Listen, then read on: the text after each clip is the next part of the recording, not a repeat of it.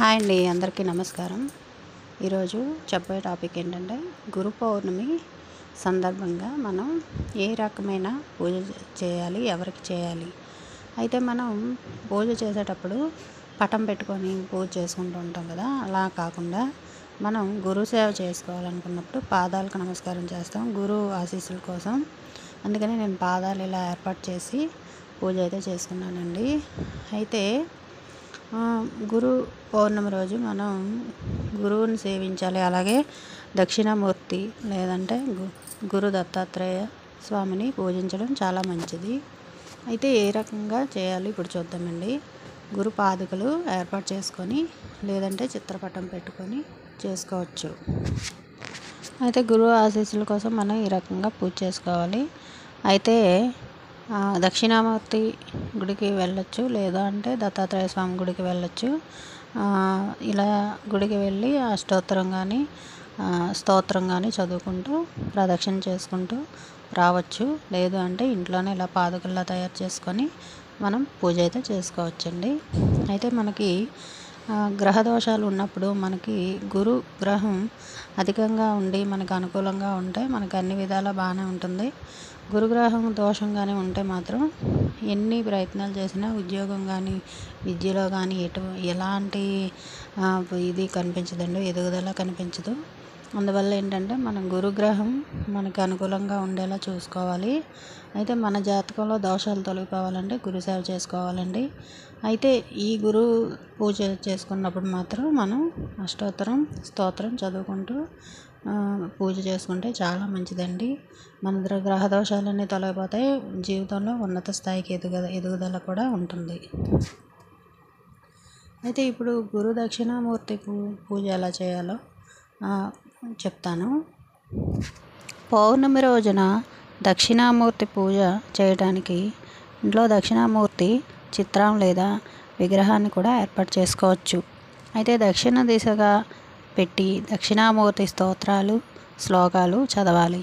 అయితే గురువారం నాడు దక్షిణామూర్తికి పౌర్ణమి రోజు పూజ చేయడం చాలా విశేషమండి.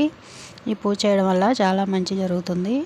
అయితే చిత్రం లేకపోతే మనం ఇలా పాదాలు తయారు చేసుకొని రంగవల్లులతో పాదాలు తయారు చేసుకొని మనం పాదాలకైతే పూజ చేయాలి. పాదుకలే పూజ చేస్తారండి ఎప్పుడు కూడా. దక్షిణామూర్తి గురువు కాబట్టి గురు పూజ మనం చేస్తాం కాబట్టి దత్తాత్రేయ స్వామి, దక్షిణామూర్తి, అలాగే బాబా ఇలా గురువు సంబంధించిన భగవంతుడు కాబట్టి మనం మన జాతకంలో రాహు కేతు గ్రహ దోషాలు ఏవి ఉన్నా సరే ఏ పనులు కూడా ఆటంకంలో ఉంటాయి.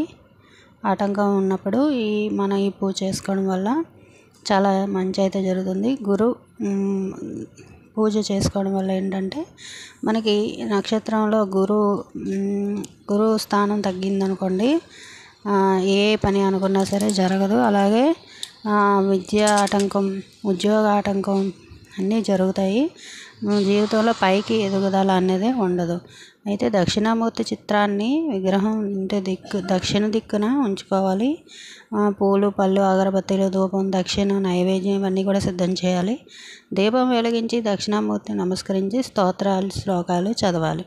దక్షిణామూర్తి స్తోత్రాన్ని శ్లోకాలను భక్తి శ్రద్ధలతో పఠించిన తర్వాత దక్షిణామూర్తి అష్టకం పఠించడం కూడా చాలా మంచిది.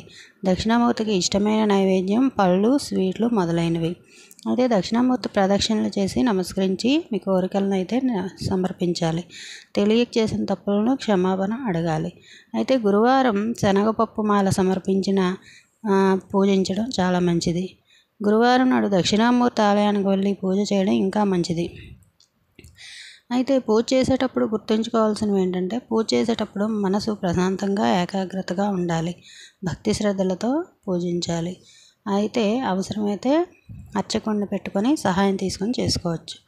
దక్షిణామూర్తి పూజించడం వల్ల తెలివితేటలు, జ్ఞాపక శక్తి కూడా పెరుగుతాయి. చదువులో రాణించడం, పరీక్షల్లో విజయం సాధించడానికి సహాయపడుతుంది. మానసిక ప్రశాంతత, ఆత్మవిశ్వాసం పెరుగుతాయి. జీవితంలో ఎదురయ్యే కష్టాలన్నింటినీ కూడా మనం అధిగమించవచ్చు.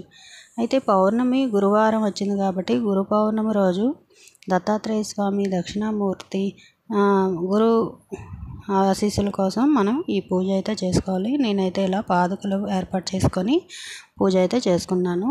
పటం లేకపోయిన వారు ఈ రకంగా పాదుకలు తయారు చేసుకొని మనం అయితే పూజ అయితే జరుపుకోవచ్చు. వీడియో నచ్చితే లైక్ చేయండి, షేర్ చేయండి, సబ్స్క్రైబ్ చేసుకోండి.